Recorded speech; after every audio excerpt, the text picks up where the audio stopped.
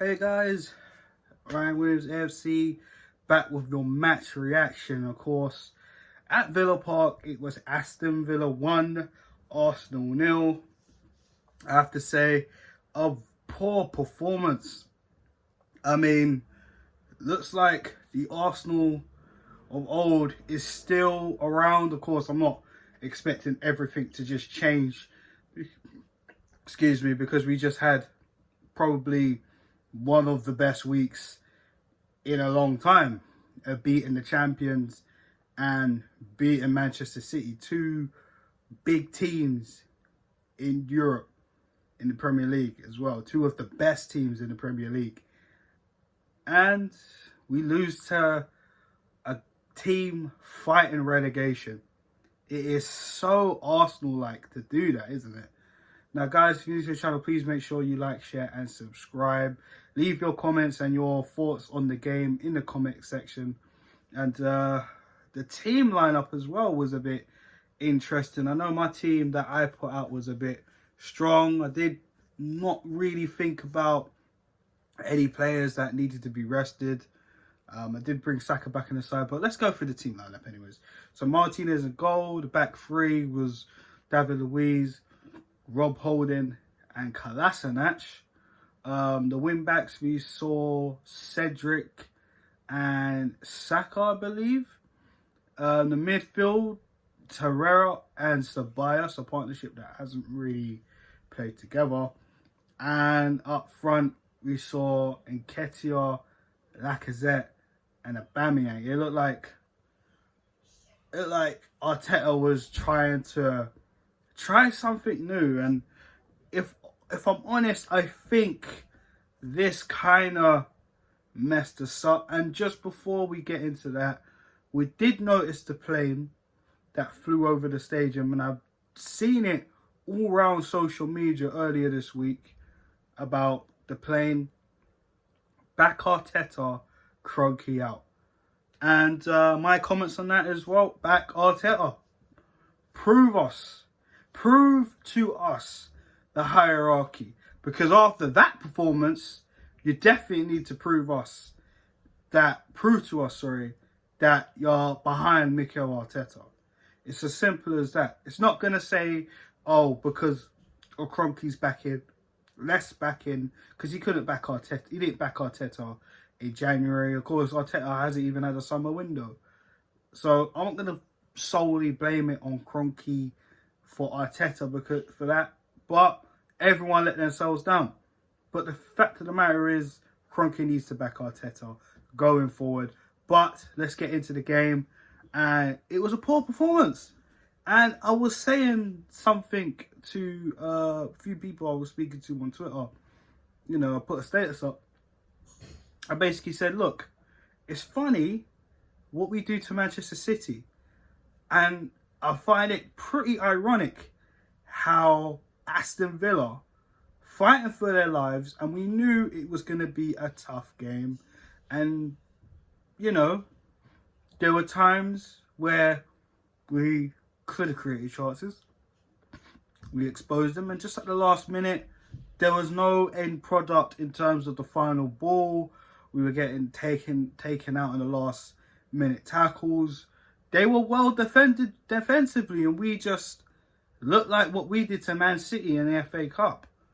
Poor performance. There's nothing anyone could really say. No one could really hold their head up high. The first goal, oh my goodness. I mean, defending. We talk about it all the time. All the time. We kept a clean sheet against Manchester City. But still, defensive frailties. Cedric, a guy that the fan base have started to look at and thought, all right, you know, we got that wicked goal against Norwich on his debut, getting on and within 30 seconds or how many minutes or it was, getting the goal. And then already you tell Arsenal fans, oh wow, even me, I was like, wow, okay, cool, but let's see some more. The Wolves game he played didn't look too great. This game, he wasn't great at all. What was he doing for that?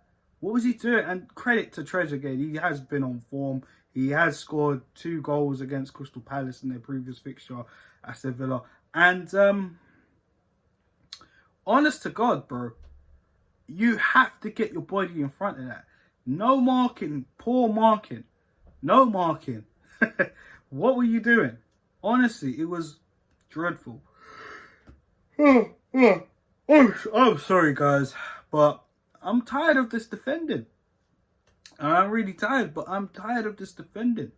Poor Arsenal. Stay where they are in 9th or 10th, wherever we are down the table, because we deserve it. Poor defending has got us there. I know Mikel Arteta is not going to be happy with that. I'm sure Chelsea are chomping at the bit, looking at that and thinking, well, we did beat them in Baku. And if they defend like that, going forward, even against Watford, then the FA Cup final, they're going to be just like, yep, another win against Arsenal in a final in 2 consecutive years straight. And that's what we don't want. We don't want the Chelsea fans and Chelsea players to think like that. But we've given them an excuse to think like that throughout the season, and definitely this match. Definitely this match. I'm very, very disappointed. I think Arteta has to take some credit here as well, because I'm looking at the likes of Reece Nelson, who had an impressive game against Liverpool, and he didn't give him a start. Bit weird, that one. I don't know why you shoehorned Eddie with Lacazette and Aubameyang all on the pitch together. I mean, we're not even playing a 4-4-2. I didn't get it. We switched to a back 4 later on. He took David Luiz off for Kieran Tierney, which I felt, no, I think Kolasinac should have came off, because Kolasinac looked really unfit. I think we should have started Shaka instead of Torreira. I get it. Shaka has been playing a lot of games. Torreira hasn't. But if I'm honest, we say it all the time. We used to moan at managers. We used to moan at Emery. We used to moan at Wenger. At why is Shaka consistently starting? We grew. All of us, even the Shaka haters, and I was one of them too, and I still don't really think he's that great, but he has been excellent for us when called upon lately. When he's out of that midfield, we look very, very vulnerable. Excuse me. So, he had to come on in the second half. And we were creating more. We started to get at them a little bit more, but again, it just wasn't good enough. Wasn't good enough. Nicolas Pepe didn't start. I mean, he hasn't really been playing the best football. Don't get me wrong. I thought in the FA Cup he played better than he did in previous performances. But he didn't start. I don't know. I feel Arteta does have to take the blame here. So does the players. Everybody is responsible. So, you know, and Villa, to be honest with you, they deserve the win. They deserve it. Very unlucky not to make it 2-0 with that strike that they had just went wide, thank goodness. But typical Arsenal defending, just poor all round. And I don't know what else to say, guys. We've got Watford coming up next, and you know Watford are going to be even more infuriated now that us, Aston Villa, are out of the relegation zone right now with 1 game left. Watford is our next game at home. We cannot be losing that game at all. Watford right now, I don't know what Watford we're going to get, because they just sacked their manager. So the last thing you want is to give their manager a new win. Well, I think by the time then they'll have a manager. Maybe not. Maybe they'll have a caretaker manager by the time they come to the Emirates. But we cannot be losing to Watford. I'm sorry. We lost to Villa. We gave Villa the win as far as I'm concerned, because none of the players turn up. And I think Arteta definitely got it wrong. But this, honestly, you can't clean this shit up without literally having a transfer window and getting rid of the deadwood. It's as simple as that. And you have to take a few things into consideration, guys. I mean, some of the players were tired. Okay, take a note.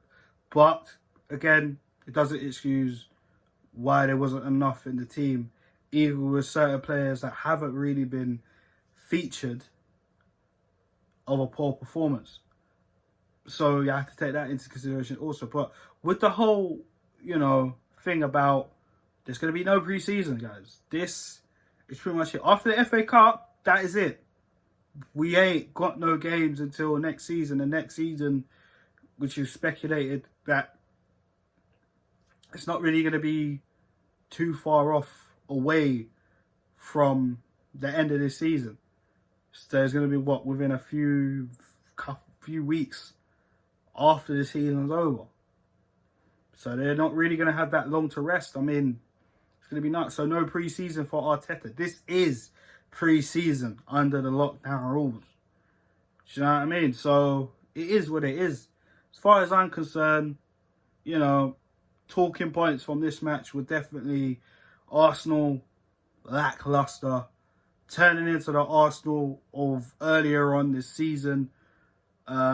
Defensive mistakes, just not enough creativity, lackluster, spineless, and a weak mentality. It just all crept back into Arsenal today. And we remain 10th in the table. Funny that, isn't it? But yeah, guys, I'm going to wrap up here. Please like, share, and subscribe to the channel. Of course, check out the previous videos on this channel and let me know your thoughts on that. And guys, I'll be back with you soon for the Watford match preview. And all the Arsenal players definitely got to take a look at themselves in the mirror. It was a poor performance. And there's nothing more to say about that. Other than good night, guys. Peace.